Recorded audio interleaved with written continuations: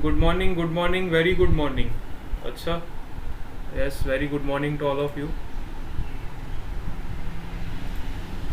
all of you are getting the voice properly. Yes, audible. Okay, very good. चलो आ जाओ, फिर attendance दो अगर ऑडिबल है तो. आज हो गई है 20 अक्टूबर. देखो, अगर हमारा इसी पेस पे चलता रहा ना रिवीजन, तो मेरे ख्याल से हम पाँचों के पाँचों चैप्टर रिवाइज कर लेंगे अच्छे से. आज 20 अक्टूबर हो गई है. 10 दिन के अंदर हमारे सारे चैप्टर कवर हो जाएंगे, है ना. आपके सारे चैप्टर फिर से रिवाइज हो जाएंगे, पाँचों के पाँचों. और आपका एग्ज़ाम कब है? एग्ज़ाम का डेट क्या है नवंबर में?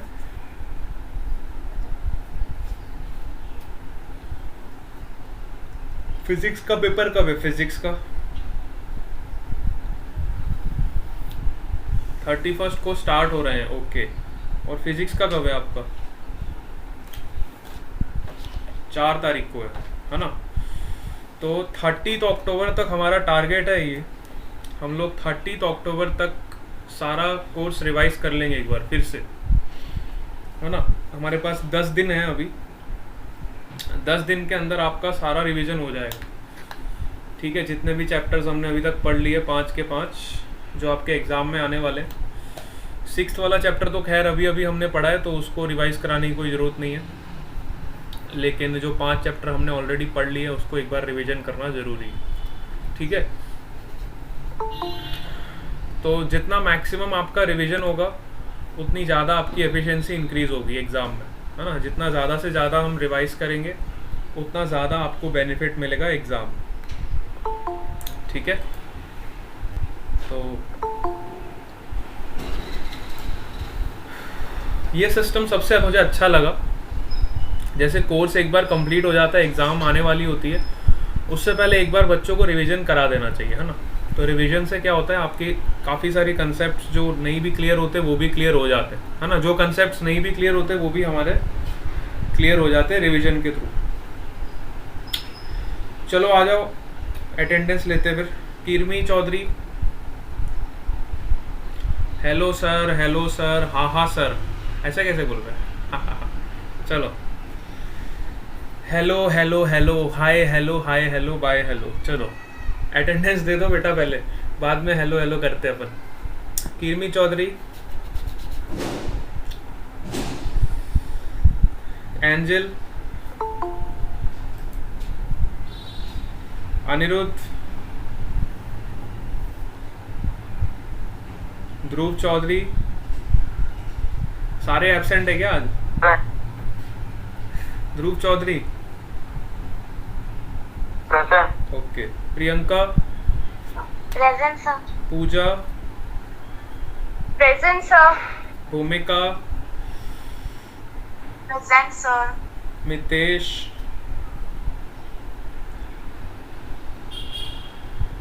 Saini, Sahil Shaikh, present sir. Present sir. Steffi, present sir. ओम Patel, present. Keshvi Rana, present sir. Kripal Gamit, present sir. Darshanika, present sir. Tisha, present sir. Darshit, present. Vansh, present sir. मयूर,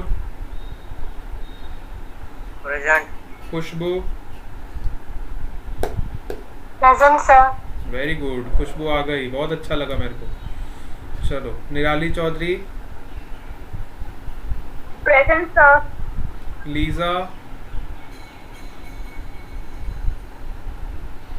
लीजा गामित,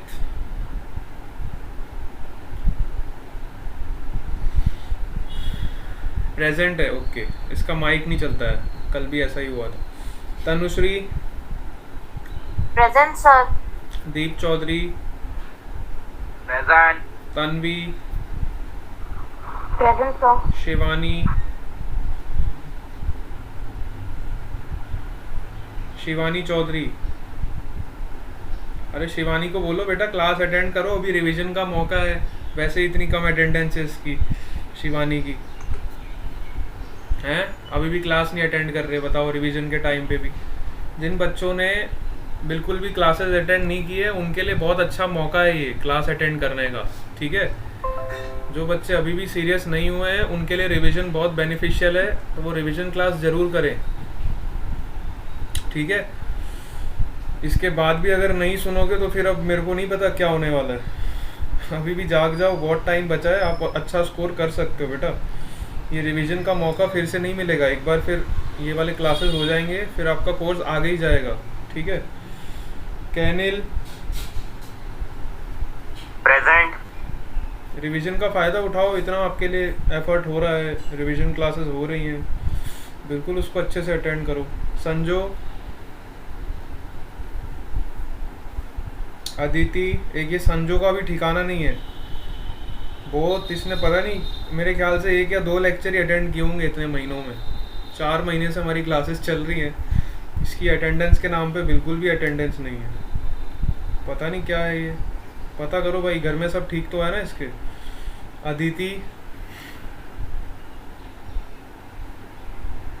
अदिति और जील चौधरी, चलो जील तो अभी ठीक है, अदिति को क्या हो गया, अभी अभी तो कंटिन्यू हुई थी, फिर से इसने छुट्टी मारनी चालू कर दी। मेरे पास सबका रिकॉर्ड पड़ा हुआ है अटेंडेंस का, कितने क्लासेस किसी ने भरे हुए हैं, सारा रिकॉर्ड मेरे पास डेटा स्टोर है बेटा।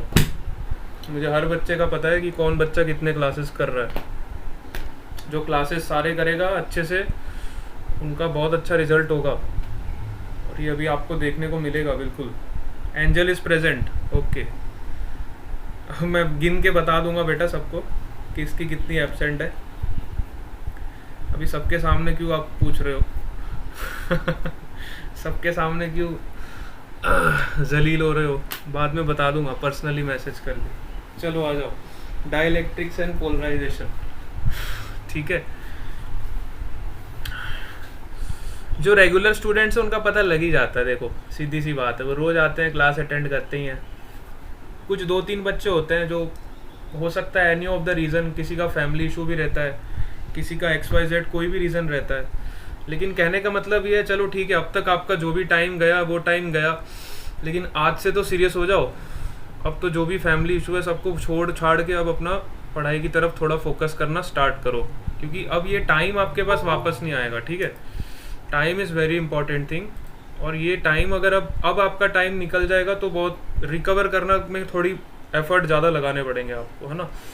इसको रिकवर करने में एफर्ट बहुत ज़्यादा लगाने पड़ेंगे। अगर ये टाइम अगर आपने अब लॉस कर दिया ना, अक्टूबर के बाद, अक्टूबर तो चलो आपका कंप्लीट होने वाला है, नवंबर, दिसंबर, जनवरी, फरवरी और मार्च, ये 4 महीने आपके बहुत क्रूशियल होने वाले हैं। नवंबर, दिसंबर, जनवरी, फरवरी और मार्च, ठीक है।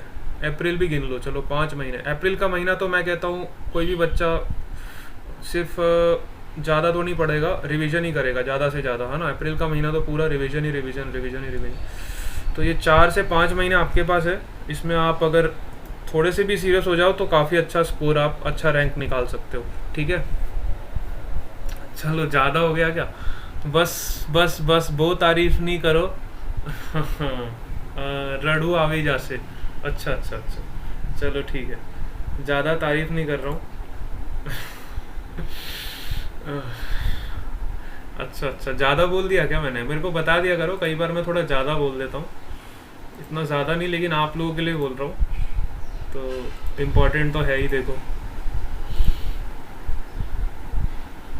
चलो, तो कल हमने कहाँ तक डिस्कस कर लिया था? कल हमने कंडक्टर्स की सारी इलेक्ट्रोस्टैटिक्स डिस्कस कर ली थी, है ना। कल हमने पूरा इलेक्ट्रोस्टैटिक्स ऑफ कंडक्टर अच्छे से डिस्कस कर लिया था। इलेक्ट्रोस्टैटिक्स ऑफ कंडक्टर सबको क्लियर हो गया था? Electrostatics of conductors, yes.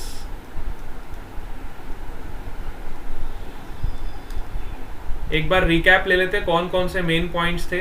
पहला पॉइंट आपका ये था कि इनसाइड द कंडक्टर आपकी जो नेट इलेक्ट्रिक फील्ड 0 होती, net electric field 0 inside the conductor. अब मैं आपको रीजंस नहीं बता रहा हूँ, रीजन ऑलरेडी हम डिस्कस कर चुके हैं, ऊपर ऊपर के की पॉइंट्स देख लेते हैं ताकि आपको पता चल जाए, ठीक है। सेकेंड पॉइंट क्या था कि इलेक्ट्रिक फील्ड का जो डायरेक्शन होता है वो हमेशा नॉर्मल होता है सरफेस के, है ना। क्यों होता है वो आपको पता है, इलेक्ट्रिक फील्ड का जो डायरेक्शन होता है सरफेस के हमेशा नॉर्मल होता है, ठीक है। थर्ड पॉइंट क्या था आपका कंडक्टर से रिलेटेड, जल्दी से बताओ। सारे पॉइंट्स हम डिस्कस कर चुके हैं। Interior of the conductor have no excess charge, है ना। कंडक्टर के इनसाइड कोई भी एक्सेस चार्ज नहीं होता है। In static situation there will be no excess charge inside the conductor, no excess charge. ये पेन क्यों नहीं चल रहा है? No excess charge inside the conductor, ठीक है। इसके अलावा हमने देखा था जो कंडक्टर के सरफेस की चार्ज डेंसिटी होती है वो इन्वर्सली प्रोपोर्शनल होती है रेडियस के, है ना। अगर आपका रेडियस ज़्यादा बड़ा है तो वहाँ पे आपकी चार्ज डेंसिटी कम होगी, अगर आपका रेडियस छोटा है तो वहाँ पे चार्ज डेंसिटी ज़्यादा होगी, रेडियस बड़ा है तो चार्ज डेंसिटी कम होगी, ठीक है। Charge density is inversely proportional to your radius of the arc, ठीक है। इसके बाद हमने देखा था जो इलेक्ट्रोस्टैटिक पोटेंशियल होता है वो कांस्टेंट होता है थ्रू आउट द कंडक्टर, ठीक है। Electrostatic potential is constant through out the conductor और सरफेस ऑफ द कंडक्टर, ठीक है। Electrostatic potential is your constant through out the volume, पूरे वॉल्यूम में कंडक्टर के आपका जो इलेक्ट्रोस्टैटिक पोटेंशियल है वो कांस्टेंट होता है और सरफेस पे भी कांस्टेंट होता है, ठीक है। इसके बाद हमने एक चार्ज कंडक्टर की वजह से इलेक्ट्रिक फील्ड निकाली थी। तो किसी भी चार्ज कंडक्टर की वजह से हमें जो इलेक्ट्रिक फील्ड मिलती थी वो कितनी मिलती थी हमें, सिग्मा अपॉन एप्सिलॉन नॉट के बराबर। This is the electric field due to any charge conductor. किसी भी चार्ज कंडक्टर की वजह से जो इलेक्ट्रिक फील्ड मिलती थी वो हमें इतनी मिलती थी, हमने गॉस लॉ से निकाला था, ठीक है। इसके बाद मैंने आपको एक प्रेशर का भी इक्वेशन बता दिया था, अगर आप याद रख सकते हो तो रख लो। इस चार्ज कंडक्टर की वजह से जो प्रेशर क्रिएट होता था वो होता था sigma square upon 2 epsilon not, है ना। अब ये प्रेशर कैसे क्रिएट होता है, देखो किसी भी कंडक्टर पे अगर चार्ज है तो वो चार्ज क्या करेगा, एक दूसरे पे रिपल्जन करेगा, है ना। दो चार्जेस के बीच में रिपल्जन होगा तो इनके रिपल्जन की वजह से एक प्रेशर क्रिएट होता है जिसका इक्वेशन ये होता है sigma square upon 2 epsilon not, ठीक है। इसके बाद हमने एक पॉइंट डिस्कस किया था जो कैविटी वाला पॉइंट था कि कैविटी के अंदर आपकी जो नेट इलेक्ट्रिक फील्ड होती है वो ज़ीरो हो जाती है ना। सपोज़ आपके पास कोई कंडक्टर है और उस कंडक्टर के बीच में आपकी ऐसी कोई कैविटी है, ठीक है। तो कैविटी के अंदर आपकी जो नेट इलेक्ट्रिक फील्ड होती है ना, कैविटी के अंदर आपकी नेट इलेक्ट्रिक फील्ड क्या होती है, ज़ीरो होती है। आपका जो सिग्मा होता है वो भी ज़ीरो होता है और पोटेंशियल आपका कांस्टेंट हो जाता है, ठीक है। तो कहने का मतलब ये है जो कैविटी होती है वो इलेक्ट्रिक फील्ड से अपने आप को शील्ड करती है, ठीक है। कैविटी जो होती है वो इलेक्ट्रिक फील्ड से अपने आप को शील्ड करती है, इसी को हम बोलते हैं इलेक्ट्रोस्टैटिक शील्डिंग। इसी प्रोसेस को हम बोलते हैं इलेक्ट्रोस्टैटिक शील्डिंग, ठीक है। इसी प्रोसेस को इलेक्ट्रोस्टैटिक शील्डिंग भी बोलते हैं। तो ये 6-7 पॉइंट्स आपके लिए बहुत इंपॉर्टेंट है, अगर आप इसको दिमाग में रखते हो तो आपके लिए काफ़ी हेल्पफुल होंगे क्वेश्चंस को सॉल्व करने में, ठीक है। यहाँ तक हमने कल डिस्कस कर लिया था, एक बार क्विक रिव्यू आपको करा दिया कि ये सारे पॉइंट्स आपके दिमाग में आ जाने चाहिए, ठीक है। This is the electrostatics of conductor. चलो आगे चलते हैं, अब अपन नेक्स्ट पॉइंट पे चलते हैं। यहाँ तक सब क्लियर हो? यहाँ तक किसी कोई डाउट है तो बता दो। यस बेटा, यहाँ तक सब लोग क्लियर हो? ओके चलो, अब आज का जो हमारा टॉपिक है, आज हम स्टार्ट करेंगे डाइलेक्ट्रिक्स एंड पोलराइजेशन, ठीक है। आज डाइलेक्ट्रिक्स और पोलराइजेशन की सारी कहानी आपको बता दूंगा कि डाइलेक्ट्रिक्स और पोलराइजेशन क्या होता है। सबसे पहले डाइलेक्ट्रिक की बात करते हैं, है ना। डाइलेक्ट्रिक क्या होता है, तो एग्जाम में इस तरह का क्वेश्चन फ्रेम हो जाता है कई बार कि what is the difference between dielectric and a conductor, ठीक है। एग्जाम में इस तरह का क्वेश्चन फ्रेम होता है डाइलेक्ट्रिक्स पे कि एक कंडक्टर में और एक डाइलेक्ट्रिक में क्या अंतर है, क्या फ़र्क है। What is the difference between a conductor and your dielectric, है ना। हमारे दिमाग में भी क्वेश्चन आता ही आता है बिल्कुल कि भैया हमने कंडक्टर के बारे में स्टडी किया, तो डाइलेक्ट्रिक एक नया नाम हम जो पढ़ रहे हैं, इसमें दोनों में क्या फ़र्क होता है, ठीक है। तो इसको जानने की कोशिश करो। सपोज करो हमारे पास एक कंडक्टर है इस तरह का, ठीक है, और कंडक्टर को हमने इलेक्ट्रिक फील्ड सप्लाई किया, कंडक्टर को हमने एक्सटर्नल इलेक्ट्रिक फील्ड सप्लाई किया।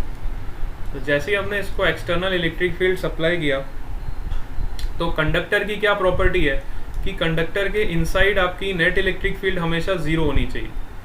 कंडक्टर के इनसाइड आपकी नेट इलेक्ट्रिक फील्ड कितनी होनी चाहिए? हमेशा ज़ीरो होना चाहिए। अभी अभी हमने पढ़ा किसी भी कंडक्टर के अंदर आपकी नेट इलेक्ट्रिक फील्ड हमेशा क्या होती है? ज़ीरो होती है, ठीक है। किसी भी कंडक्टर के अंदर आपकी जो नेट इलेक्ट्रिक फील्ड होती है हमेशा क्या होती है? ज़ीरो होती है। तो जैसे ही आपने एक्सटर्नल इलेक्ट्रिक फील्ड सप्लाई किया इस कंडक्टर पे, तो इस कंडक्टर के अंदर ऐसे चार्ज इंड्यूस हो जाएंगे, आपके जो पॉजिटिव और नेगेटिव है दोनों सेपरेट हो जाएंगे, और वो इस तरह से सेपरेट होंगे कंडक्टर के अंदर कि वो जो एक्सटर्नल फील्ड है, जो एक्सटर्नल फील्ड हमने सप्लाई करी है, उसको वो अपोज करेंगे। उसको क्या करेंगे? अपोज करेंगे। तो कंडक्टर के अंदर एक इलेक्ट्रिक फील्ड इस तरह से इंड्यूस होती है जो एक्सटर्नल इलेक्ट्रिक फील्ड को अपोज करती है, और इन दोनों का जो नेट इफेक्ट होता है वो क्या हो जाता है? ज़ीरो हो जाता है। दोनों का इनसाइड द कंडक्टर अगर मैं बात करूं तो आपका E naught vector which is your external field and your induce electric field, इन दोनों का जब मैं वेक्टर सम करूंगा तो मेरे को आंसर कितना मिलना चाहिए? ज़ीरो मिलना चाहिए, क्योंकि इनसाइड द कंडक्टर आपकी नेट इलेक्ट्रिक फील्ड क्या हो जाती है? ज़ीरो हो जाती है।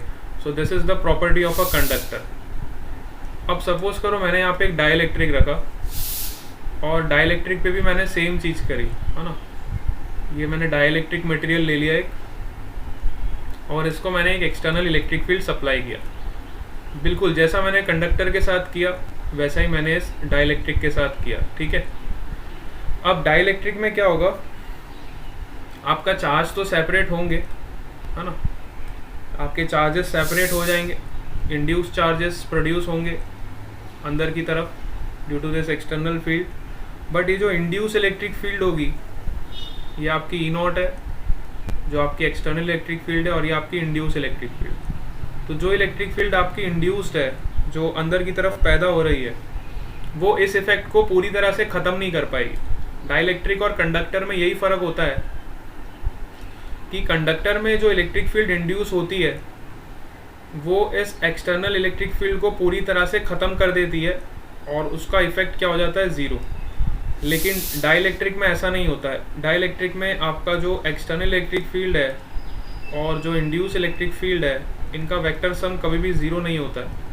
कुछ ना कुछ पार्ट उसका रिमेनिंग रह जाता है, कुछ ना कुछ पार्ट उसका रिमेनिंग रह जाता है। So this is the main difference between your dielectric and your conductor, ठीक है। तो कई बार एग्जाम में क्वेश्चन ऐसा आ जाता है, differentiate between the conductor and a dielectric. So आप प्रॉपरली डायग्राम बना के एक्सप्लेन कर सकते हो कि कंडक्टर के अंदर जो इलेक्ट्रिक फील्ड होती है वो ज़ीरो हो जाती है, क्योंकि जो इंड्यूस इलेक्ट्रिक फील्ड है वो एक्सटर्नल इलेक्ट्रिक फील्ड को पूरी तरह से अपोज करती है। But in case of dielectric जो आपकी इंड्यूस इलेक्ट्रिक फील्ड होती है वो पूरी तरह से अपोज नहीं करती है, इसलिए उनका जो वेक्टर सम होता है वो नॉन ज़ीरो होता है, ठीक है। इस तरह से आप डिफ्रेंशिएट करके लिख सकते हो, ठीक है। सबको क्लियर हो गया ये पॉइंट? बहुत इंपॉर्टेंट है ये पॉइंट। इसके बाद आ जाओ आप पोलर और नॉन पोलर मॉलिक्यूल्स पे। तो ये वाला पॉइंट बेसिकली आप केमिस्ट्री में ऑलरेडी पढ़ चुके हो। Polar and non polar molecules आप सबको थोड़ा थोड़ा नॉलेज तो रहता ही है इसका, है ना। पोलर मॉलिक्यूल क्या होते हैं बताओ? What do you mean bye polar molecules? एक होते हैं पोलर मॉलिक्यूल्स और एक होते हैं नॉन पोलर मॉलिक्यूल्स। इन दोनों में क्या अंतर होता है? What is the difference between these two molecules?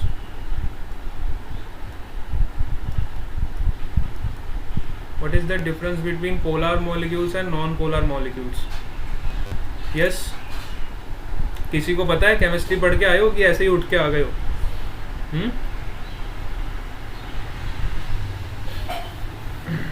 है भैया, केमिस्ट्री पढ़ा है कि ऐसे ही बस आ गए, सुबह उठे बढ़िया से, चलो सर चलते हैं हम तो पढ़ने, मस्ती मजाक करके निकलते हैं। बेटा केमिस्ट्री में पढ़ चुके आप लोग। ऐसा मत करो, सर गुस्सा हो जाएंगे आपसे, केमिस्ट्री वाले बोलेंगे बेटा इतनी मेहनत कर रहे हैं, उसके बाद बच्चे ऐसी हरकतें करते हैं। पोलर मॉलिक्यूल्स मीन्स जिसमें plus and minus charge coincide नहीं होता। देखो बिल्कुल सही बताया, वेरी गुड। पोलर मॉलिक्यूल्स में आपका पॉजिटिव और नेगेटिव चार्ज जो है, बिल्कुल सही जवाब है बेटा, केशवी ने बिल्कुल सही आंसर दिया है। पोलर मॉलिक्यूल्स वो मॉलिक्यूल्स होते हैं जिसमें आपका पॉजिटिव और नेगेटिव चार्ज कोइंसाइड नहीं होता। अब कोइंसाइड ना होने के कई कारण हो सकते हैं, लेकिन जो सबसे मुख्य कारण है वो ये है, जैसे सपोज करो मैंने लिया HCl, है ना, तो अब आप देखो हाइड्रोजन और क्लोरीन, इन दोनों की जो इलेक्ट्रोनेगेटिविटी है, जो आप केमिस्ट्री में पढ़ते हो, इनकी इलेक्ट्रोनेगेटिविटी में ज़मीन आसमान का फ़र्क है, बहुत ज़्यादा फ़र्क है ना, डिफरेंस इज़ वेरी लार्ज। तो डिफरेंस लार्ज होने की वजह से ये वाला जो आपका एटम है, ये नेगेटिव चार्ज को अपनी तरफ खींचेगा, ये पॉजिटिव को अपनी तरफ खींचेगा। ठीक है, ये नेगेटिव चार्ज को होल्ड नहीं कर सकता, इसकी इलेक्ट्रोनेगेटिविटी ज़्यादा है, क्लोरीन की इलेक्ट्रोनेगेटिविटी ज़्यादा है एज़ कम्पेयर टू हाइड्रोजन।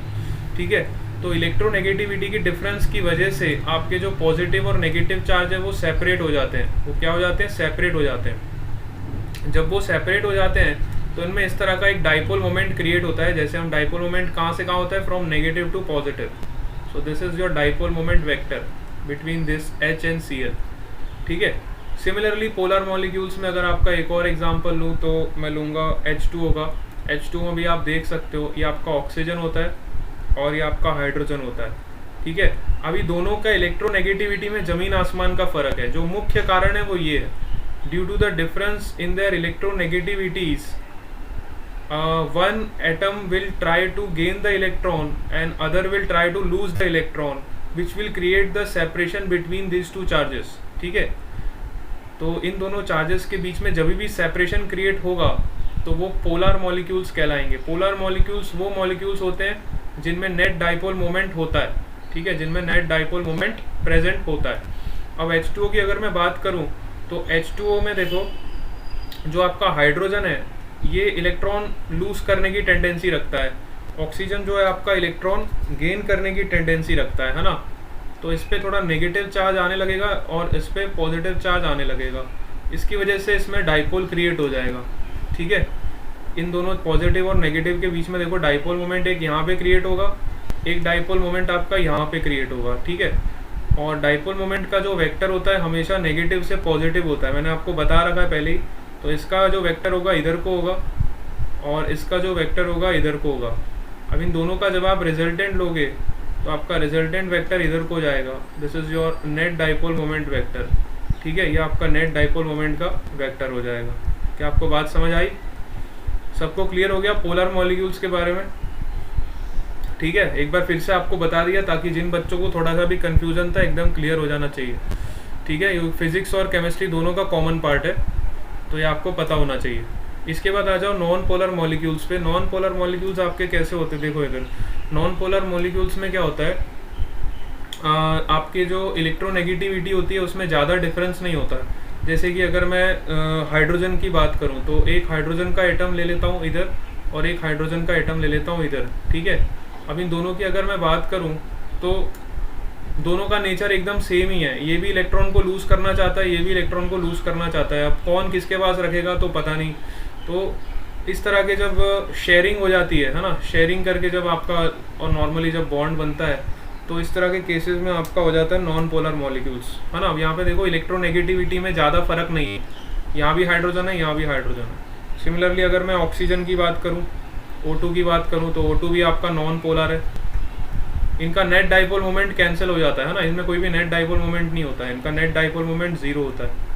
इनमें नेट डाइपोल मोमेंट क्या हो जाता है? जीरो। O2 की बात करूँ तो O2 भी ऐसा ही होता है। ठीक है, CO2 की बात करूँ तो CO2 भी ऐसा ही होता है। बात समझ आ रही है आपको? इनमें देखो नेट डाइपोल मोमेंट आपका कैंसिल हो जाता है। ठीक है, ये इधर से खींच लेता है, उधर से खींच लेता है, बेचारा सी या कंगाल हो जाता है, इसके पास कुछ होता ही नहीं है देने को। शेयरिंग जहाँ पे नॉर्मली आप देखो शेयरिंग करके इस तरह के बॉन्ड बन जाते हैं, है ना। चलो ठीक है, ये कहानी आपको पता ही होगी, एक बार मैंने फिर भी आपको क्विकली रिवाइज कर लिया, है ना। शेयरिंग करके जहाँ पे आपका काम चलता है वहाँ पे जनरली आपके डाइपोल मोमेंट कैंसिल आउट हो जाए। है ना। चलो, हाँ, शेयरिंग वाले को कोवेलेंट बॉन्ड बोलते हैं, एंजल ने बिल्कुल सही बताया। जहाँ पे शेयरिंग होती है वो कोवेलेंट बॉन्ड होता है, जहाँ पे कंप्लीट ट्रांसफर होता है वो आपका आयनिक बॉन्ड हो जाता है, ठीक है। शेयरिंग से आपका कोवेलेंट बॉन्ड फॉर्म होता है और कंप्लीट ट्रांसफर ऑफ आयन से आपका आयनिक बॉन्ड फॉर्म होता है, ठीक है। बिल्कुल सही जवाब है। बच्चे पढ़ रहे हैं ना केमिस्ट्री, बहुत दिल लगा के पढ़ रहे हैं, अच्छी बात है। चलो आ जाओ, अब ये पोलर और नॉन पोलर का हमारा फिजिक्स से क्या कनेक्शन है इसको एक बार देख लेते हैं। कि हमें मॉलिक्यूल्स के बारे में तो पता चल गया, अब इसका फिजिक्स से क्या रिलेशन है वो देखते हैं। तो सपोज करो पहले मैंने एक नॉन पोलर मॉलिक्यूल लिया, तो नॉन पोलर मॉलिक्यूल में हमें पता है कि नॉन पोलर मॉलिक्यूल के जो पॉजिटिव और नेगेटिव चार्जेस होते हैं वो जनरली कोइंसाइड करते हैं, है ना। पॉजिटिव और नेगेटिव चार्ज आपके कोइंसाइड करते हैं नॉन पोलर मॉलिक्यूल्स में, है ना। पॉजिटिव और नेगेटिव चार्ज आपके कोइंसाइड करते हैं। अब सपोज करो आपने क्या किया, इस पे इलेक्ट्रिक फील्ड पास किया, ठीक है ना। अभी आपका इनिशियली इलेक्ट्रिक फील्ड में कहूँ तो 0 है, फिर आपने कुछ टाइम बाद इसमें इलेक्ट्रिक फील्ड को सप्लाई किया, है ना। आपने एक्सटर्नल इलेक्ट्रिक फील्ड इसको सप्लाई किया, है ना। सपोज करो आपने एक्सटर्नल इलेक्ट्रिक फील्ड इसको सप्लाई किया। अब क्या होंगे ये मॉलिक्यूल्स में, जैसे इलेक्ट्रिक फील्ड आप सप्लाई करोगे तो इसमें क्या होगा, पॉजिटिव और नेगेटिव इस तरह से सेपरेट होने लगेंगे, है ना। पॉजिटिव अलग हो जाएंगे, नेगेटिव अलग हो जाएंगे, ठीक है। जैसे ही आपने एक्सटर्नल इलेक्ट्रिक फील्ड सप्लाई करोगे तो पॉजिटिव नेगेटिव आपके सेपरेट होने स्टार्ट हो जाएंगे, ठीक है। पॉजिटिव नेगेटिव आपके इस तरह के सेपरेट होने स्टार्ट हो जाएंगे। इसको बोलते हैं इंड्यूस, इसको बोलते हैं पोलराइजेशन, ठीक है। इस प्रोसेस को क्या बोलते हैं, जब आपके चार्ज इंड्यूस होने लगते हैं, मतलब चार्जेस आपके सेपरेट होने लगते हैं, तो आपका जो मटेरियल है वो पोलराइज होने लगता है, ठीक है। तो किसी नॉन पोलर आपके एटम्स में जब मैं इलेक्ट्रिक फील्ड का सप्लाई करूँगा तो वो आपके एटम्स है वो पोलराइज होने स्टार्ट हो जाएंगे, ठीक है। आपके वो एटम्स जो है वो पोलराइज होने स्टार्ट हो जाएंगे, उनमें नेगेटिव और पॉजिटिव चार्ज सेपरेट होने लग जाएंगे, है ना। नेगेटिव और पॉजिटिव चार्ज आपके सेपरेट होने लग जाएंगे, ठीक है। इसी प्रिंसिपल का हम यूज़ करेंगे आगे कैपेसिटेंस में भी। आप जब हम पढ़ेंगे तो हम यही फंडे का यूज़ करेंगे कि जब हम कहीं भी इलेक्ट्रिक फील्ड एक्सटर्नली सप्लाई करेंगे तो उसका मटेरियल पे क्या बिहेवियर होता है जिसकी वजह से उसका कैपेसिटेंस कैसे इफेक्ट करेगा, है ना। आगे आने वाले टॉपिक में जब हम कैपेसिटेंस पढ़ेंगे तो वहाँ पे ये सब मटेरियल्स का काफ़ी ज़्यादा इंपॉर्टेंस हो जाता है। तो अगर आप थोड़ा सा डीपली इसको समझ जाते हो तो आपको वहाँ पे दिक्कत नहीं आती है, ठीक है। अब सिमिलरली सपोज करो मैंने एक क्या किया, एक पोलर मॉलिक्यूल्स लिए, ठीक है। तो पोलर मॉलिक्यूल्स में हमने देखा कि पोलर में तो ऑलरेडी डाइपोल मोमेंट इनिशियली होता ही है ना। जब आपने कोई भी इलेक्ट्रिक फील्ड सप्लाई नहीं किया, अब मैं पोलर मॉलिक्यूल्स की बात कर रहा हूँ, तो पोलर मॉलिक्यूल्स का नेट डाइपोल मोमेंट कभी भी 0 नहीं होता है ना। पोलर मॉलिक्यूल्स का नेट डाइपोल मोमेंट आपका कभी भी 0 नहीं होता है, तो उनमें ज़रूर कुछ ना कुछ तो डाइपोल मोमेंट होता ही होता है ना। सपोज करो पॉजिटिव नेगेटिव ऐसे है, ये पॉजिटिव नेगेटिव ऐसे है। अभी मैंने कोई भी एक्सटर्नल इलेक्ट्रिक फील्ड सप्लाई नहीं किया है, ठीक है, उस कंडीशन की बात कर रहा हूँ। उस कंडीशन में भी आपका जो डाइपोल मोमेंट होगा 0 नहीं होगा, है ना। मतलब ये रैंडमली डिस्ट्रीब्यूटेड है। देखो अब ये रैंडमली डिस्ट्रीब्यूटेड है तो मैं कह सकता हूँ कि इनका जो नेट इफेक्ट होगा, क्योंकि ये रैंडमली डिस्ट्रीब्यूटेड है तो इनका नेट इफेक्ट 0 हो सकता है, ठीक है। लेकिन अगर मैं इंडिविजुअल मॉलिक्यूल की बात करूँ तो इंडिविजुअल मॉलिक्यूल का net dipole moment polar molecules में कभी भी 0 नहीं होता है, ठीक है। अब वो बात अलग है कि ये आर्बिट्रेरीली ऐसे अलाइंड है, तो आर्बिट्रेरी अलाइनेशन के कारण इनका जो नेट डाइपोल मोमेंट है वो 0 हो सकता है, ठीक है, सबका मिला के अगर मैं बात करूँ तो। लेकिन अगर मैं इंडिविजुअल लेवल पे बात करूँ, इंडिविजुअल किसी भी मॉलिक्यूल का डाइपोल मोमेंट कभी भी 0 नहीं होता है in case of your polar molecules, ठीक है। इस बात का हमेशा ध्यान रखना। अब सपोज करो मैंने क्या किया, इस पर भी एक्सटर्नल इलेक्ट्रिक फील्ड सप्लाई किया, ठीक है। पोलर मॉलिक्यूल्स पे मैंने क्या किया, एक्सटर्नल इलेक्ट्रिक फील्ड को सप्लाई किया। अब जैसे ही मैंने एक्सटर्नल इलेक्ट्रिक फील्ड को सप्लाई किया तो इस पे भी चार्ज आपके इंड्यूस होने लग गए, ठीक है। लेकिन अब आपके जो मैक्सिमम जो मॉलिक्यूल्स है वो इलेक्ट्रिक फील्ड के तरफ अलाइंड हो जाएंगे, ठीक है। इलेक्ट्रिक फील्ड के तरफ आपके अलाइंड होने लगेंगे। कुछ मॉलिक्यूल्स आपके टेढ़े मेढ़े रहेंगे, लेकिन ज़्यादा से ज़्यादा मॉलिक्यूल्स आपके इस तरह से अलाइनमेंट में आने स्टार्ट हो जाएंगे। किसके अलाइनमेंट में? इलेक्ट्रिक फील्ड के अलाइनमेंट में, ठीक है। कुछ मॉलिक्यूल्स, 1-2 मॉलिक्यूल्स आपके टेढ़े मेढ़े रहेंगे, उसमें कोई दिक्कत नहीं है, लेकिन ज़्यादा से ज़्यादा जो मॉलिक्यूल्स है वो आपके इलेक्ट्रिक फील्ड के अलाइनमेंट में आने स्टार्ट हो जाएंगे, है ना। मैक्सिमम नंबर ऑफ मॉलिक्यूल्स जो है वो आपके अलाइनमेंट में आने स्टार्ट हो जाएंगे, ठीक है। तो इस तरह का इफेक्ट हमें देखने को मिलता है। तो यहाँ पे जब मैं नेट डाइपोल मोमेंट की बात करूँ तो नेट डाइपोल मोमेंट यहाँ पे ज़ीरो नहीं होगा, ठीक है। सबका मिला के जो नेट डाइपोल मोमेंट होगा विच is your non zero in case of polar molecules, but इस केस में बात करूँ तो आपका नेट डाइपोल मोमेंट ज़ीरो हो जाएगा। क्यों ज़ीरो हो जाएगा? क्योंकि ये आर्बिट्रेरीली रैंडम डायरेक्शंस में है, सारे के सारे मॉलिक्यूल्स रैंडम डायरेक्शन में है। लेकिन जैसे ही आप इलेक्ट्रिक फील्ड सप्लाई करते हो तो ये सारे के सारे अलाइनमेंट में आने लगते हैं, जितने भी मॉलिक्यूल्स हैं आपके वो अलाइनमेंट में आने लगते हैं इलेक्ट्रिक फील्ड के, ठीक है। तो उनका नेट डाइपोल मोमेंट ज़ीरो नहीं होता है। बात समझ आ रही है आपको? ये तो पोलर और नॉन पोलर की कहानी है। तो पोलर और नॉन पोलर मेरे ख्याल से सबको क्लियर हो गए होंगे कि इलेक्ट्रिक फील्ड पे उन मटेरियल्स का क्या इफेक्ट पड़ता है, ठीक है। यहाँ तक सब लोग क्लियर हो बेटा? बहुत बढ़िया। चलो, अगर हमें इतनी बात समझ आती है तो हम आगे चलते हो। और इसके बाद एक टर्म आता है आपका पोलराइजेशन, है ना। पोलराइजेशन किसको बोलते हैं? तो polarization is defined as your dipole moment per unit volume. इसके बाद एक टर्म आता है आपका पोलराइजेशन, ठीक है। What do you mean by polarization? कई बार पूछ लिया जाता है, छोटे छोटे 1 मार्क क्वेश्चन में आ जाता है, what do you mean by polarization? So polarization is defined as your dipole moment per unit volume. कितना आपका डाइपोल मोमेंट पैदा हुआ पर यूनिट वॉल्यूम में, उसी को हम बोलते हैं पोलराइजेशन, ठीक है। अब ये जो पोलराइजेशन आपका होता है ना, ये पोलराइजेशन इज इक्वल टू काई टाइम्स ई, काई टाइम्स ऑफ इलेक्ट्रिक फील्ड। जितना ज़्यादा आपका इलेक्ट्रिक फील्ड होगा, जितनी ज़्यादा इंटेंसिटी आपकी इलेक्ट्रिक फील्ड की होगी, उतना ज़्यादा आपका पोलराइजेशन होगा, ठीक है। जितनी ज़्यादा आपकी इलेक्ट्रिक फील्ड की इंटेंसिटी होगी, उतना ज़्यादा हमारा पोलराइजेशन होगा। और ये जो काई है आपका, ये आपका electrical susceptibility, this is your electrical susceptibility. जैसे हम मैग्नेटिक ससेप्टिबिलिटी पढ़ते थे ना, मैग्नेटिज्म में मैंने आपको बताया था chi m, which is your magnetic susceptibility, है ना। वहाँ पे हम मैग्नेटिक मोमेंट लेते थे, यहाँ पे हम मैग्नेटिक मोमेंट लेते थे और यहाँ पे हम मैग्नेटिक फील्ड लेते थे, ठीक है। तो वहाँ पे हमको मैग्नेटिक ससेप्टिबिलिटी मिलता था, ठीक है। तो जैसे वहाँ पे हमें मैग्नेटिक ससेप्टिबिलिटी मिलता था, वो मैग्नेटिक फील्ड के प्रेजेंस में होता था, वैसे यहाँ पे हमें इलेक्ट्रिकल ससेप्टिबिलिटी मिल रहा है, ये इलेक्ट्रिक फील्ड के प्रेजेंस में, ठीक है। This is presence in of electric field, ठीक है। कंसेप्ट आपका वही रहेगा। देखो, ये आपका आउटपुट है, आपको कितना आउटपुट मिला और ये आपने कितना इनपुट दिया।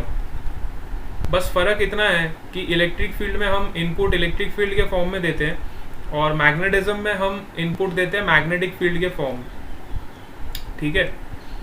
आउटपुट हमें जो पोलराइजेशन मिल रहा है ये इलेक्ट्रिक फील्ड की वजह से मिल रहा है और वहाँ पे हमें मैग्नेटिक फील्ड की वजह से पोलराइजेशन मिलता है, ठीक है।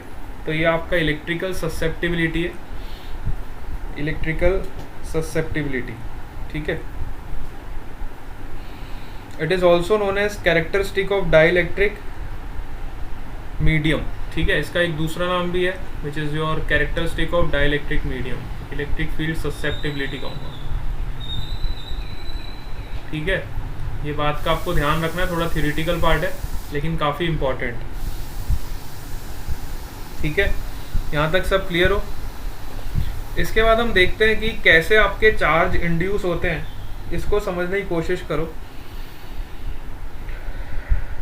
सपोज करो हमारे पास एक सरफेस है, किस तरह से आपके चार्ज इंड्यूस होते हैं उसका प्रिंसिपल भी आप समझो एक बार। सपोज हमारे पास ऐसा एक मटेरियल है और इसके ऊपर मैंने इलेक्ट्रिक फील्ड सप्लाई किया, ठीक है। मैंने इस पर इलेक्ट्रिक फील्ड सप्लाई किया इस डायरेक्शन में। अब देखते हैं इसका क्या बिहेवियर होता है। तो जैसे ही मैं इलेक्ट्रिक फील्ड सप्लाई करूँगा तो मुझे पता है कि इसमें जो चार्जेस हैं वो आपके इंड्यूस होने स्टार्ट हो जाएंगे, है ना। इसमें जो चार्जेस है आपके इंड्यूस होने स्टार्ट हो जाएंगे। अब जैसे ही आपके चार्जेस इंड्यूस होने स्टार्ट होंगे, मतलब आपके नेगेटिव और पॉजिटिव सेपरेट होने लग जाएंगे, नेगेटिव और पॉजिटिव सेपरेट होने लग जाएंगे, नेगेटिव और पॉजिटिव सेपरेट होने लग जाएंगे। सिमिलरली ऐसा सब जगह पे होगा, नेगेटिव और पॉजिटिव सेपरेट होने लग जाएंगे, नेगेटिव और पॉजिटिव सेपरेट होने लग जाएंगे, नेगेटिव और पॉजिटिव आपके सेपरेट होने लगे, ठीक है। जैसे ही आप इलेक्ट्रिक फील्ड सप्लाई करोगे तो चार्ज तो इंड्यूस होने ही होने, और जब चार्ज इंड्यूस होंगे तो आपका इस तरह से सेपरेशन होना स्टार्ट हो जाएगा। जब इस तरह का सेपरेशन हो रहा होगा, जब इस तरह का सेपरेशन हो रहा होगा, तब यहाँ पे आप बड़े ध्यान से देखो कि जो राइट साइड के कॉर्नर वाले चार्जेस हैं और जो लेफ़्ट साइड के कॉर्नर वाले चार्जेस हैं, देखो जो राइट साइड के कॉर्नर वाले चार्जेस हैं और जो लेफ़्ट साइड के कॉर्नर वाले चार्जेस हैं, ये दोनों तो बैलेंस हो गए, ये दोनों भी बैलेंस हो गए, पॉजिटिव नेगेटिव। लेकिन ये वाले चार्जेस आपके अनबैलेंस्ड रह गए। देखो ये चार्जेस आपके अनबैलेंस्ड रह गए, ये चार्जेस आपके अनबैलेंस्ड रह गए, और यहाँ पे ये वाले चार्जेस आपके अनबैलेंस्ड रह गए। ठीक है, ये वाले चार्जेस आपके अनबैलेंस्ड रह गए। तो अब हुआ क्या, जब आपने इस मटेरियल पे इलेक्ट्रिक फील्ड सप्लाई किया तो इनमें चार्जेस तो इंड्यूस हुए हर मॉलिक्यूल में, और इनमें बैलेंसिंग भी हो गई चार्जेस के, विद इन द मॉलिक्यूल्स आपकी बैलेंसिंग हो गई। लेकिन जो आउटसाइड वाले कॉर्नर के जो चार्जेस हैं वो आपके अनबैलेंस रह गए। कॉर्नर के जो आपके चार्जेस है वो कैसे रह गए, अनबैलेंस रह गए। तो इन अनबैलेंस चार्जेस की वजह से आपका जो राइट वाला सरफेस होगा वहाँ पे आपकी चार्ज डेंसिटी हो जाएगी प्लस सिग्मा पी, और जो लेफ्ट वाले चार्जेस है उनके ऊपर आपकी सरफेस चार्ज डेंसिटी हो जाएगी माइनस सिग्मा पी। इसलिए जब हम मटेरियल में इलेक्ट्रिक फील्ड पास करते हैं तो आपके इस तरह से चार्जेस हम शो करते हैं ना, कि एक सरफेस पे नेगेटिव चार्जेस आ जाते हैं और दूसरे पे पॉजिटिव चार्जेस आ जाते हैं, है ना। ये अंदर वाली बात हम नहीं करते। अंदर वाली बात अब मैंने आपको बताई है कि ये अंदर के जो चार्जेस होते हैं ये सारे बैलेंस्ड हो जाते हैं। ठीक है, अंदर वाले जो चार्जेस है वो क्या हो जाते हैं, बैलेंस्ड हो जाते हैं। तो जो अनबैलेंस्ड चार्जेस होते हैं उनकी वजह से आपका ये जो चार्ज डेंसिटी क्रिएट होती है, ये वाला जो रीजन है ये आपका पूरा बैलेंस हो चुका है। ठीक है, ये बैलेंस्ड हो गए ना चार्जेस, और ये वाले चार्जेस आपके अनबैलेंस्ड है, ये दोनों राइट और लेफ्ट कॉर्नर, इनकी वजह से आपकी चार्ज डेंसिटी क्रिएट होती है। इन चार्जेस की वजह से आपकी क्या क्रिएट होती है, चार्ज डेंसिटी क्रिएट होती है। ठीक है बेटा, तो ये पॉइंट हमें पता चलना चाहिए। कुछ छोटे छोटे पॉइंट्स है जो काफ़ी इंपॉर्टेंट है, अगर आपको थोड़े भी क्लिक कर जाएंगे तो आपके ना जाने कहाँ पे हेल्पफुल हो जाएंगे। ठीक है, इसके बाद आपका कैपेसिटर वाला पार्ट आता है। तो कैपेसिटर तो हम कई बार पढ़ चुके हैं, फिर भी एक बार देख लेते हैं। चलो अब रिवीजन कर रहे हैं तो अच्छे से रिवाइज कर लेते हैं पूरा। ठीक है, इसके बाद जो आपका पार्ट आता है that is your part of capacitance. और कैपेसिटेंस हम सबको पता है, capacitance is defined as what, जल्दी से बताओ, है ना।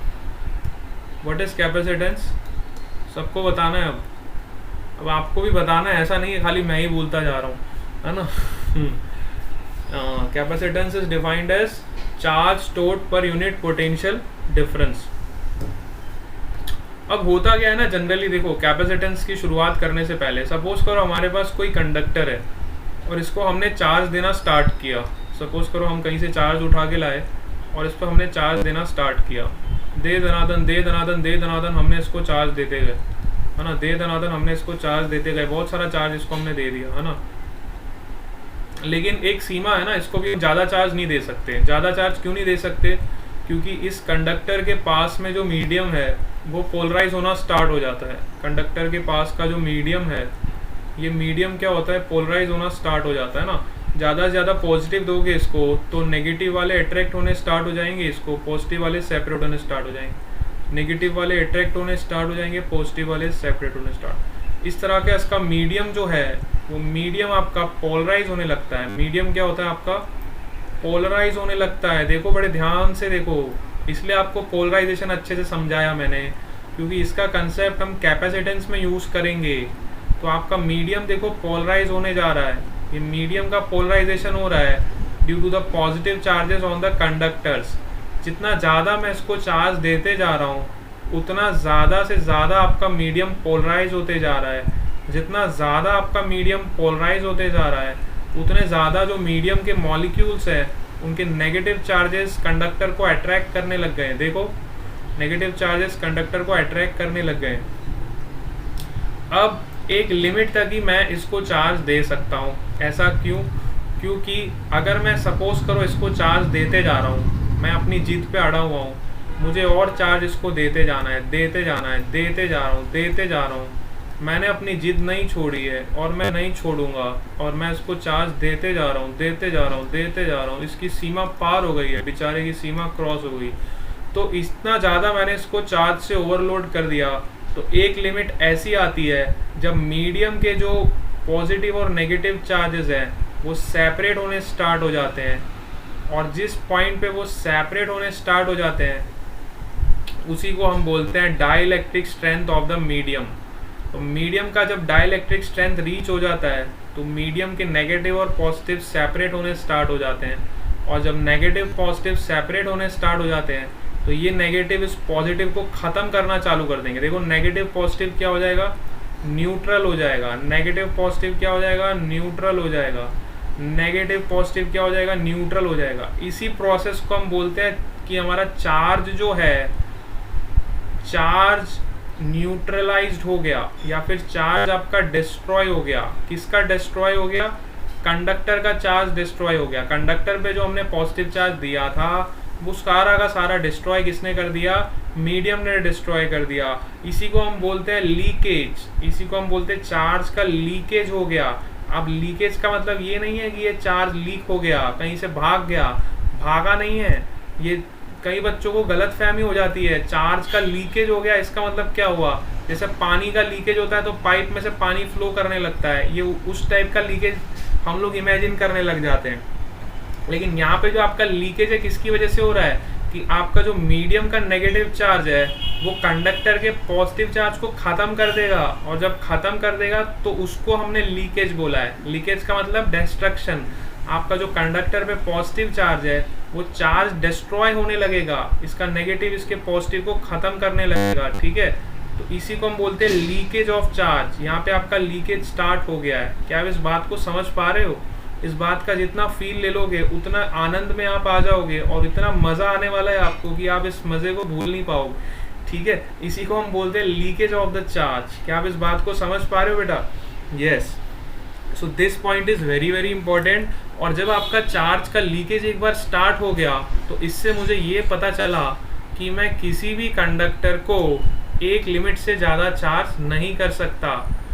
किसी भी कंडक्टर को, this point is very important, her conductor की अपनी लिमिट होती है, हर कंडक्टर की अपनी लिमिट होती है, उसको उससे ज़्यादा चार्ज नहीं दे सकते, है ना। लिमिट में ही हम उसको चार्जिंग कर सकते, चार्ज दे सकते। तो कैपेसिटेंस क्या होता है? किसी भी कंडक्टर का कैपेसिटेंस का मतलब ability to hold the charge per unit potential difference, है ना, पर यूनिट पोटेंशियल डिफरेंस। अब आपके पास कोई कंडक्टर है, आप उस पर चार्ज का ट्रांसफर कर रहे हो, तो कितना चार्ज आपने ट्रांसफर किया, है ना, कितना चार्ज आपने ट्रांसफर किया पर यूनिट पोटेंशियल डिफरेंस। अब अपन चार्ज कहाँ से लेके आ रहे हैं? इन्फिनिटी से उठा के ला रहे हैं। इन्फिनिटी से उठा के जब आप किसी चार्ज को लाओगे तो इन्फिनिटी का पोटेंशियल क्या होता है? ज़ीरो होता है। और यहाँ पे आप किसी पोटेंशियल वी पे ला के रख रहे हो उसको, ठीक है। तो पोटेंशियल का डिफरेंस क्रिएट हो रहा है ना यहाँ पे। और कैपेसिटेंस हमेशा सिस्टम का डिफाइन किया जाता है, हमेशा ध्यान रखना। Capacitance is always defined for a system.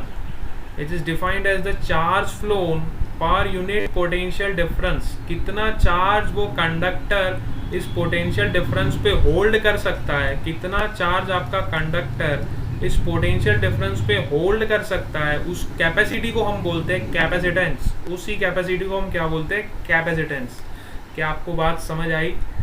कुछ बातें क्लियर हो रही हैं कि नहीं हो रही हैं? चलो, अगर आप इतनी बात समझते हो तो आप बहुत समझदार बच्चे हो। और हम आगे चलते हैं, थोड़ी बातें और कर लेते हैं। इसके बाद जो आपका फेमस कैपेसिटर है, सबसे ज़्यादा फेमस है, वो है आपका पैरेलल प्लेट कैपेसिटर। अब ये कैपेसिटर कैसे बनाया जाता है, इसके प्रिंसिपल को समझो। सपोज करो मैंने एक प्लेट लिया और यहाँ पे एक इंसुलेटर लगा दिया, इस प्लेट को नीचे से इंसुलेट कर दिया। अभी क्या किया, मैंने इसको पॉजिटिव चार्ज दे दिया, दबा के दे दनादन दे दनादन दे दनादन, दोनों तरफ इसको मैंने पॉजिटिव चार्ज दे दिया। अब मैं क्या किया, एक न्यूट्रल प्लेट लेके आया इसके पास, ठीक है, एक न्यूट्रल प्लेट लेके आया। तो न्यूट्रल प्लेट में तो जितना पॉजिटिव होता है उतना ही नेगेटिव होता है, हम सबको पता है। न्यूट्रल प्लेट का मतलब जितना पॉजिटिव उतना नेगेटिव। तो न्यूट्रल प्लेट में आपका चार्ज इंड्यूस होगा, क्योंकि यहाँ पे पॉजिटिव है तो इस न्यूट्रल प्लेट में नेगेटिव वाला इस सरफेस पे आ जाएगा और पॉजिटिव वाला सेपरेट हो जाएगा। क्योंकि ये बॉडी आपकी न्यूट्रल है तो जितना नेगेटिव होगा उतना ही पॉजिटिव होगा, जितना नेगेटिव होगा उतना ही पॉजिटिव होगा। ठीक है, तो जैसे ही आप इस न्यूट्रल प्लेट को इसके पास लेके आए, this is your positive charge plate, I can write here this is your positive charge plate which is insulated from the bottom. यहाँ पे मैंने इंसुलेशन लगा दिया है और इसको मैं किसी न्यूट्रल प्लेट के पास लेके आया तो न्यूट्रल प्लेट में आपका चार्ज इंड्यूस होगा, नेगेटिव चार्ज आपका इस सरफेस पे आ जाएगा और पॉजिटिव चार्ज पीछे चला जाएगा, लेकिन अभी भी ये प्लेट आपका न्यूट्रल है। तो अब हुआ क्या, ये जो कंडक्टिंग प्लेट है इसकी कैपेसिटेंस की अगर मैं बात करूं तो capacitance is defined as charge transfer per unit potential difference. ठीक है, तो अगर मैं बात करूं पोटेंशियल की, तो अगर कैपेसिटेंस हमें पता है हम हमेशा किसी सिस्टम का डिफाइन करते हैं, तो यहाँ पे हमारा सिस्टम क्या है, देखो ये दोनों प्लेट हमारा सिस्टम, ये दोनों प्लेट जो है हमारा, ये पूरा हमारा सिस्टम, ये हमारा पूरा सिस्टम। तो अगर मैं कैपेसिटेंस की बात करूँ यहाँ पे, तो आपका जो कैपेसिटेंस है वो नेगेटिव वाला जो चार्ज है उसकी वजह से आपका पोटेंशियल कम होगा और पॉजिटिव वाले की वजह से पोटेंशियल आपका इंक्रीज होगा। ठीक है, अब हमें पता है कि नेगेटिव वाले का जो डिस्टेंस है वो पॉजिटिव वाले के कंपैरिजन में जो है वो थोड़ा पास है, नेगेटिव वाले का डिस्टेंस जो है वो कम है, पॉजिटिव वाले का डिस्टेंस जो है वो ज़्यादा है।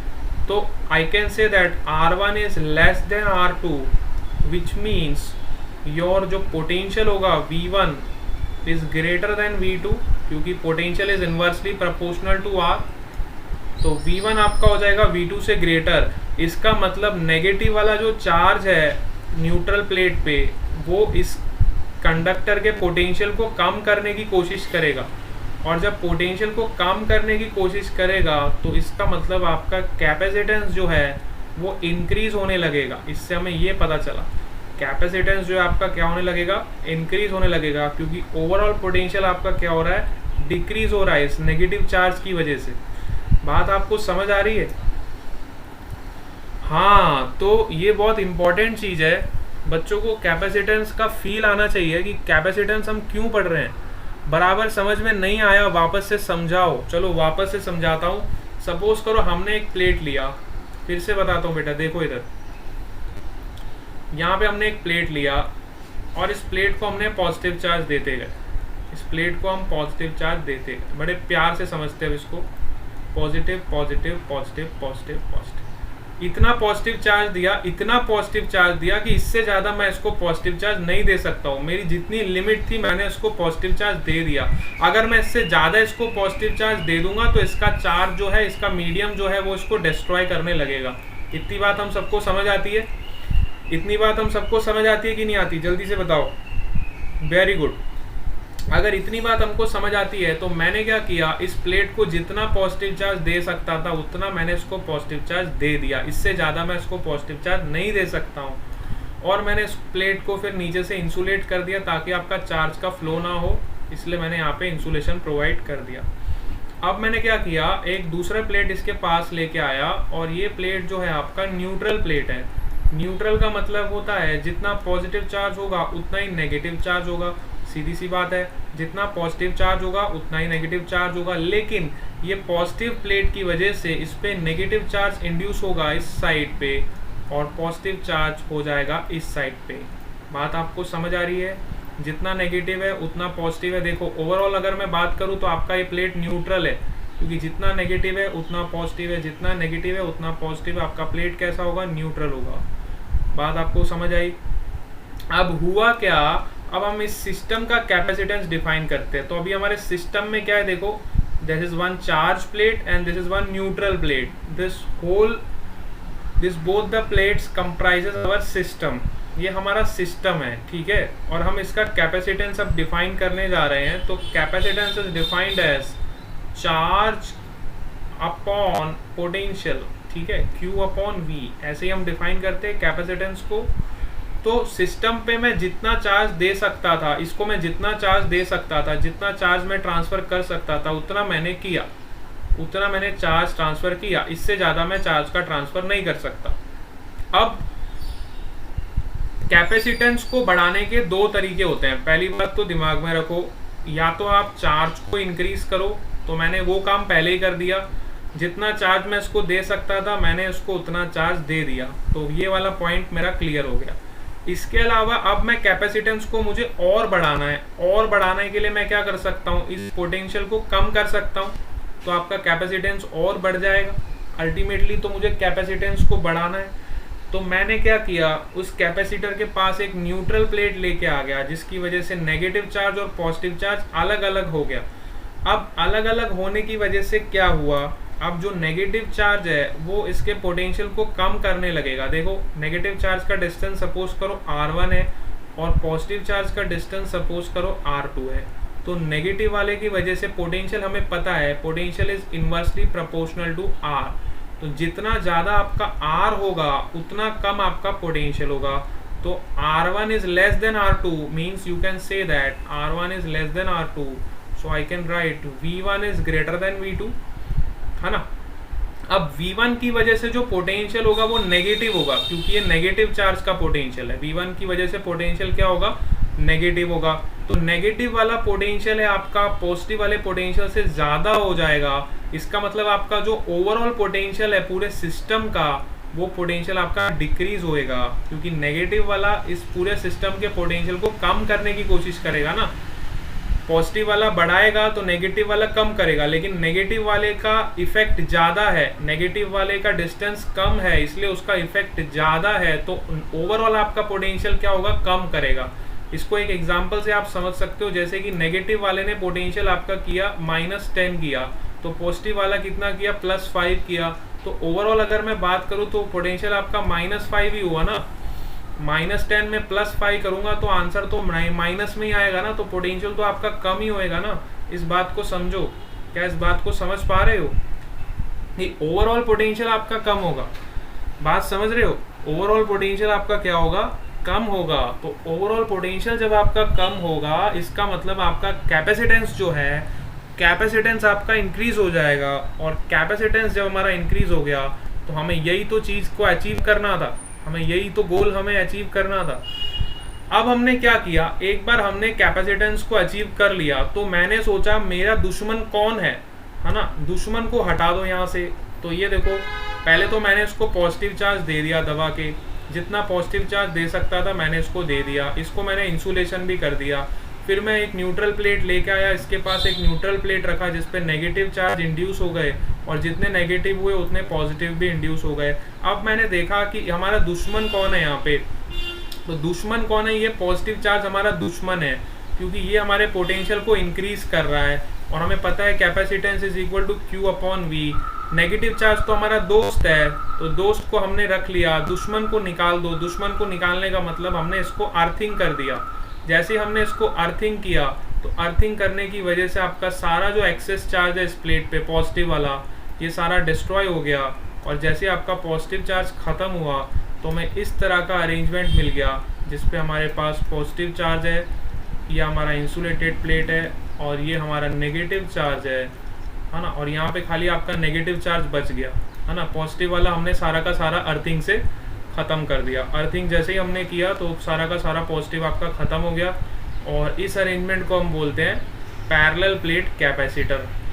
अब यहाँ पे आपका कहानी शुरू होता है, और यहाँ से फिर आपकी इलेक्ट्रिक फील्ड डेवलप होनी स्टार्ट होती है। कैपेसिटर के inside electric field is developed from positive to negative, and energy stored within this reason.